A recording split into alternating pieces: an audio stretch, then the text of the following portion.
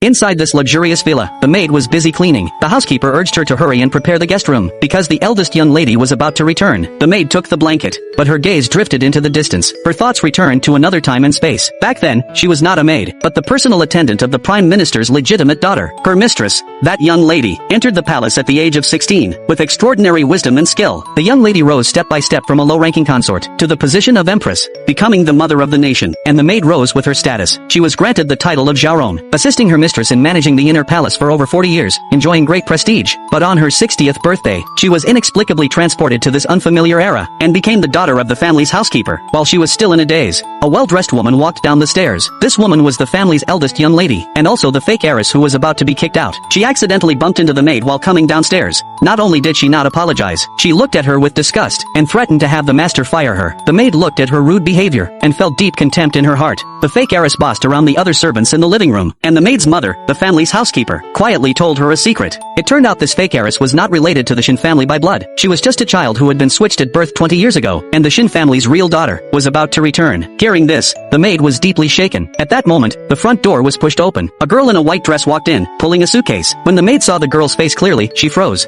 Her appearance was exactly the same as the young lady she had protected in her past life. Memories came flooding back again. In her past life, the young lady wore a phoenix robe, and was crowned empress, so dignified and noble. The girl smiled and introduced herself to everyone. Her name was Shin Nanin. The maid could no longer control her emotions.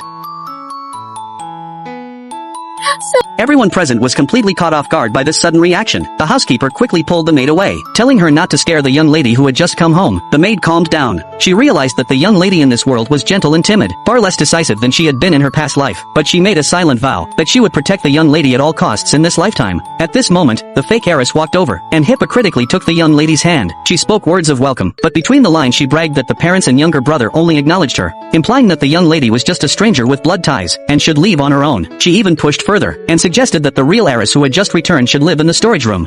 She took a solid slap across the face. The servants nearby cried out in shock. The fake heiress became even more arrogant, and raised her hand to slap again. But this time, the maid did not endure it. She recalled all the tactics she had learned in the palace in her past life, and slapped the fake heiress back without hesitation. The maid grabbed the fake heiress tightly, every word cutting straight to the heart, exposing her identity as an adopted daughter, not even as respectable as an illegitimate child, yet daring to flaunt her power in front of the legitimate daughter. The fake heiress was furious, but left completely speechless. Then the maid rushed straight to the second floor, and threw all of the fake heiress's luggage and clothes downstairs. She stood upstairs and looked down at the disheveled fake heiress, declaring that this room had always belonged to the young lady, and that the fake heiress was only fit to live in the storage room. After the chaos ended, the maid comforted the frightened young lady. She told her not to be afraid, and promised to help her take back everything that belonged to her.